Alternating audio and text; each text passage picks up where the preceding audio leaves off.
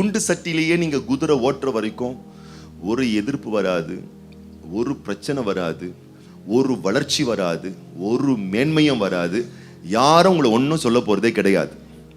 ஆனால் படிப்பு வாழ்க்கையில், பொருளாதார வாழ்க்கையில், ஊழிய வாழ்க்கையில், குடும்ப நலனுக்காக, வாழ்வின் வளர்ச்சிக்காக ஒரு ஸ்டெப் நீங்க எடுத்து வைங்க, வராத பிரச்சனைலாம் அப்பதான் வரும்.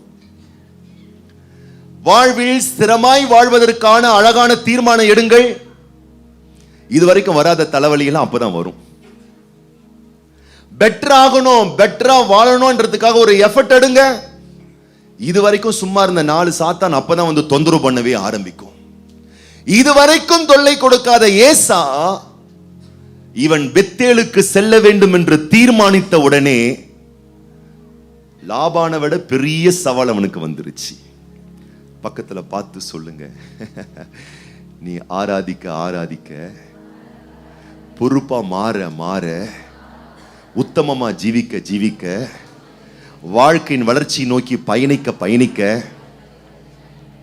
அவங்க கண்ணை பார்த்து சொல்லுங்க, வராத பிரச்சனை எல்லாம் வரும். ஐயோ, வராத டெஸ்ட் எல்லாம் அப்பதான் வரும், வராத பரீட்சைகள் அப்பதான் வரும், வராத போராட்டங்கள், வராத யுத்தங்கள் எல்லாம் அப்பதான் வரும். பக்கத்துல பார்த்து சொல்லுங்க, யுத்தம் நல்லது. என்னது நல்லது? ஏன்? அங்க வச்சுதான் ஆண்டவர் உன்னை உருவாக்கி உருமாற்றி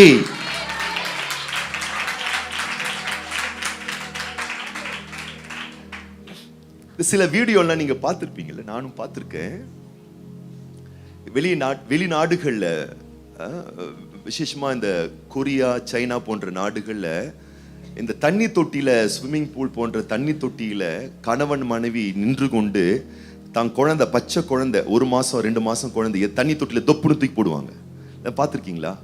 அது மூச்சு வாங்கி தண்ணி ஆழத்துல போய் தத்தளிக்கும். எனக்கெல்லாம் உண்மையாவே நான் சொல்றேன், பார்த்து இதெல்லாம் ஈவிரக்கில்லாத மனுஷனா இருக்கானு, இவெல்லாம் மனுஷனா, இவெல்லாம் மனசாட்சி இல்லாத மனுஷனா இருக்கிறானே. பக்கத்துல பார்த்து கேளுங்க, நீங்களா இருந்தா அப்படி செய்வீங்களா? மனசாட்சியை இதயத்துல கை வச்சு செய்வீங்க? என் பிள்ளைய பொத்தி பொத்தி, அதான் பொத்தி பொத்தி காக்குறல, அதான் உன்னை ஒத்தி ஒத்தி உதைக்குது உன்னை.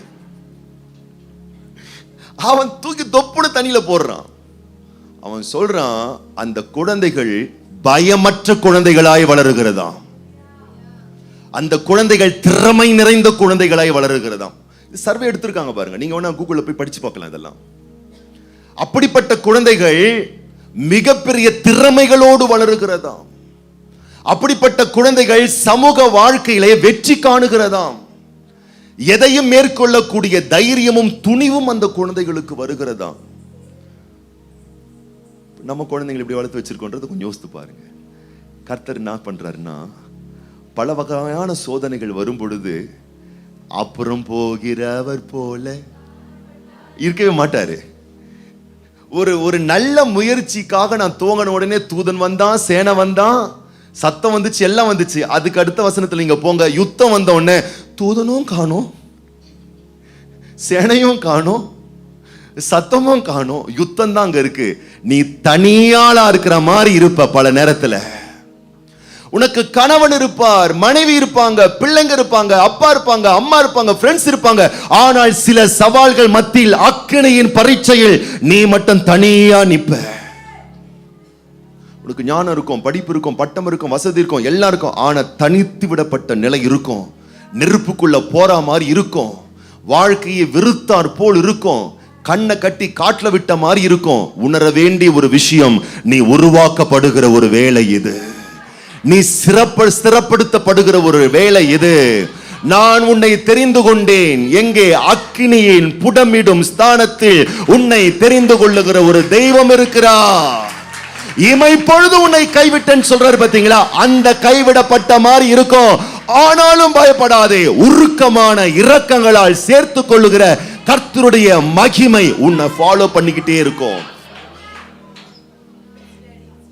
பக்கத்துல பார்த்து கேளுங்க, எனக்கு ஏன் கஷ்டம்? உங்களுக்கு தாங்க கஷ்டமே வரணும். சொல்லுங்க, எனக்கு ஏன் பிரச்சனை? சொல்லுங்க, உங்களுக்கு தாங்க பிரச்சனை நிறைய வரணும்.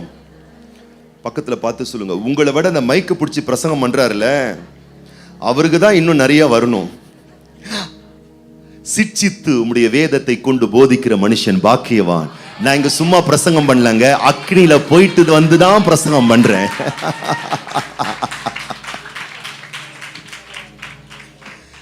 சும்மா வார்த்தை வராது. அக்னியின் பரீட்சை அடுத்த கட்ட அபார வளர்ச்சிக்கு நம்மை உருவாக்கம் செய்கிறது. எதிர்ப்பு வந்துடுச்சு, பயப்படுறான், பதட்டப்படுறான், சங்கடப்படுறான், வருத்தப்படுறான். ஆனா யாக்கோபின் தேவன் வல்லவரா இருக்கிறார். அவன் கூடவே டிராவல் பண்றார். கர்த்தர் காட்டுவாரு, உனக்கு எதிராய் இரும்பு மனிதன் வரட்டும், உனக்கு எதிராய் அரக்க குணம் படைத்தவன் வரட்டும், உனக்கு எதிராய் அரச பதவியில் இருக்கிறவன் வரட்டும், உனக்கு எதிராய் மாம்ச புயபலன் கொண்டவன் வரட்டும், அவனுக்கு முன்னாடியே கொண்டு வந்து நிறுத்துவாரு. எதுக்கு தெரியுமா? அவனுக்கு முன்னாடி நீ அட்ரஸ் இல்லாம போகணும்ன்றதுக்காக அல்ல, அவனை விட உன் கூட இருக்கக்கூடிய மகத்தான தேவன் பெரியவர் என்பதை இந்த சொசைட்டிக்கே காணும்படிக்கு பெரிய சவால்கள் மூலம் ஆண்டவர் பெரிய பெரிய தைரியத்தை உனக்கு கொடுக்க விரும்புகிறார். பெரிய பெரிய வெற்றியை உனக்கு கொடுக்க விரும்புகிறார். பெரிய பெரிய வளர்ச்சியை தேவன் உனக்கு கொடுக்க விரும்புகிறார். உன்னை உருவாக்கும் ஆண்டவர். அவர் உன்னை சிருஷ்டித்த ஆண்டவர் மட்டுமல்ல, அவர் உன்னை உருவாக்குகிற ஆண்டவர். பக்கத்துல பார்த்து சொல்லுங்க, பயத்தை பார்த்து தீர்மானத்தை நிறுத்தாதீங்க. பயத்தை பார்த்து, கவலையை பார்த்து, எதிர்ப்பை பார்த்து, பிரச்சனையை பார்த்து, போராட்டத்தை பார்த்து முன் வச்ச காலை பின்னாடி வைக்கவே வைக்காதீங்க. நீ முன் வச்ச காலை முன்னோக்கி முன்னோக்கி டிராவல் பண்ணிக்கிட்டே இருக்கணும். ஒன்னே ஒண்ணு மட்டும் சொல்றேன், நீ டிராவல் பண்ணி உற்சாகமா உத்வேகமா எடுத்த தீர்மானத்தில் உறுதியா இருந்து கொடுக்கப்பட்ட பொறுப்புகளை கடமை உணர்வோடு செய்ய நீ புறப்பட்டால், உன் பக்கத்தில் 1000 பேர் வந்தாலும், உனது வலது பக்கத்தில் 10,000 பேர் வாழ்ந்தாலும் அவன் தான் கீழே விழுவானே தவிர நீ ஒரு நாளும் விழமாட்ட. உன்னை காக்கும்படி உன் தேவனாகிய கர்த்தர் உன்னோடு கூடவே இருக்கிறார். உன்னை ரட்சிக்கும்படிக்கு தேவன் உன்னோடு கூடவே இருக்கிறார். உன்னை உயர்த்தும்படிக்கு தேவாதி தேவன் உன்னோடு கூடவே இருக்கிறார். உன்னை மீட்கும்படிக்கு சேனைகளின் கர்த்தர் உன்னோடு கூடவே இருக்கிறார். ஆபத்து வந்தவுடனே ஆண்டவரை விட்டு செல்லாதீர்கள். ஆபத்து வந்தவுடனே ஆராதனை நிறுத்தாதீர்கள். ஆபத்து வந்தவுடனே ஆலய கூடி வரவை அசட்டை செய்யாதீர்கள். ஆபத்தென்று வந்து விட்டால் இப்பதான் எனக்கு ஆராதனை ரொம்ப அதிகமா தேவைப்படுது, ஆபத்தென்று வந்தால் இப்பதான் எனக்கு ஜெபம் ரொம்ப அதிகமா தேவைப்படுது, ஆபத்தென்று வந்தால் இப்பதான் எனக்கு ஆண்டவர் ரொம்ப அதிகமா தேவைப்படுறாரு. இதுவரை ஜெபிக்காத யாக்கோபு இப்ப ஜெபம் பண்றாருங்க. பக்கத்துல பார்த்து சொல்லு, ரொம்ப கஷ்டப்படுறீங்களா? நிறைய ஜெபம் பண்ணுங்க, நிறைய கர்த்தரை தேடுங்க, அதிகமா ஆராதிங்க. ஆராதிக்கிறவனுக்கு தான் அவஸ்தைகள் வந்தது, ஆனால் ஆராதிக்கிறவனுக்கு தான் வெற்றி அதற்கு பின்பதாக வந்தது. ஆராதிக்காதவர்களுக்கும் ஆராதிக்கிறவர்களுக்கும் உள்ள வித்தியாசம் என்ன? ஆராதிக்கிறவர்கள் அவர்கள் நிற்பது பஞ்சு மெத்தையில், ஆராதிக்காதவர்கள் நிற்பது கடினமான பாறைகளும் முள்ளும் நிறைந்த இடத்தில். அப்படின்னா உன் எவ்வளவு கஷ்டம் வந்தாலும் நீ கர்த்தருடைய கையில நீ இருக்க. நீ விழுந்தாலும் தள்ளுண்டு போக மாட்டாய், நீ இடறினாலும் விழுந்து போக மாட்டாய், நீ பேதையா இருந்தாலும் திசை கெட்டு போக மாட்டாய். ஏன்? அவருடைய பரிசுத்த கரத்துல நீ இருக்க. அதனால்தான் அவன் ஒரு துணிச்சலா சொல்றான், பயங்கர துணிச்சலா சொல்றாங்க. ஆராதிக்கிறது இவன் தப்புவிச்சாலும், அதுக்கப்புறம் ஒரு வார்த்தை சொன்னாங்க பாருங்க, தப்புவிக்காம அவ்வளவுதான். என்ன காப்பாத்தினாலும் காப்பாத்தாம போனாலும் நான் கர்த்தருடைய ப்ராப்பர்ட்டி. அந்த ஒரு துணிச்சல், அந்த ஒரு வைராக்கியம், நான் சொல்றேன், உன்னை ஆச்சரியமான உயரங்களுக்கு அழைத்து கொண்டு சொல்லும், மேன்மைகளுக்குள் அழைத்து கொண்டு சொல்லும். ஆபத்து வருகிறது. இப்ப அடுத்த வசனத்திலிருந்தே நீங்க பாத்தீங்கன்னா ஆச்சரியமா இருக்கும். யாக்கோபு ஜெபம் பண்ண துவங்கி விட்டான். சேர்ந்து வாசிப்போம். ஆதியாகமத்தின் புஸ்தகம் 32ஆம் அதிகாரம் 9ஆம் வசனத்திலிருந்து நாம் சேர்ந்து வாசிப்போம். பின்பு யாக்கோபு, என் தகப்பனாகிய ஆபிரகாமின் தேவனும் என் தகப்பனாகிய ஈசாக்கின் தேவனுமாய் இருக்கிறவரே, உன் தேசத்துக்கும் உன் இனத்தாரிடத்திற்கும் திரும்பி போ, உனக்கு நன்மை செய்வேன் என்னுடனே சொல்லியிருக்கிற கர்த்தாவே, எனக்கு தேவரீர் காண்பித்த எல்லா தயவுக்கும் எல்லா சத்தியத்துக்கும் நான் எவ்வளவேனும் பாத்திரன் அல்ல. நான் கோலும் யுமாய் இந்த யோர்தானை கடந்து போனேன். இப்பொழுது இவ்விரண்டு பரிவாரங்களையும் உடையவன் ஆனேன். என் சகோதரனாகிய ஏசாவின் கைக்கு என்னை தப்புவியும். அவன் வந்து என்னையும் பிள்ளைகளையும் தாய்மார்களையும் முறிய அடிப்பான் என்று அவனுக்கு பயந்திருக்கிறேன். 20 வருஷம் ஜோம் பண்ணாத ஆளு இப்ப ஜோம் பண்ணுது. ஜோம் பண்ண இன்னைக்கு ஆரம்பிச்சிருங்க.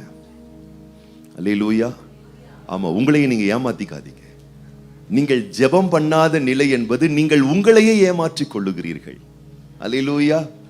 ஜெபம் பண்ண ஆரம்பிங்க. தேவனுடைய மகத்துவங்களை பேசுங்க. 4 பேர் சேர்ந்து 5 பேர் சேர்ந்து ஜெபிக்கா விட்டாலும் நான் சொல்ற தனிமையிலும் தேவனை தேடுங்கள். தனிமையிலும் தேவ பாதத்தில் அமருங்கள்.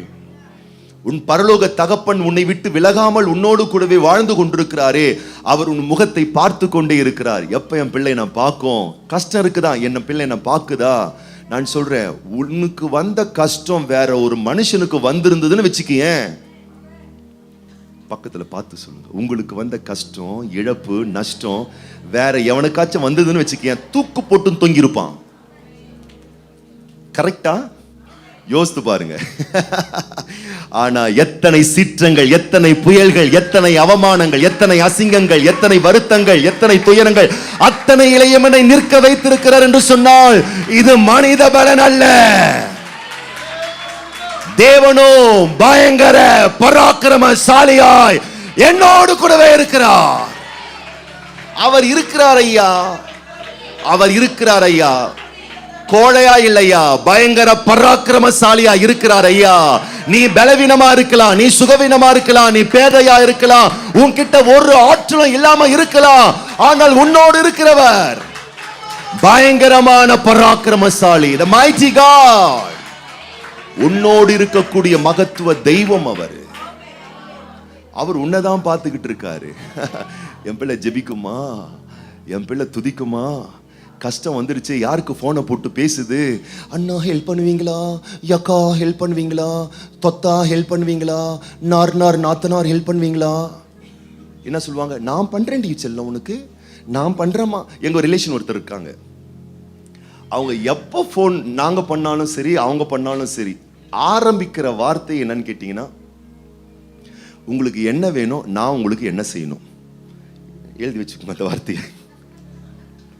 எங்க வைஃப் போன் பண்ணாலும் இதெல்லாம் கேட்க மாட்டாங்க, எப்படி இருக்கீங்க, பசங்க எப்படி இருக்காங்க, எப்படி போய், இதெல்லாம் கேட்க. எடுத்த உடனே ஒரே வார்த்தை தான், உங்களுக்கு என்ன வேணும், நான் உங்களுக்கு என்ன செய்யணும்.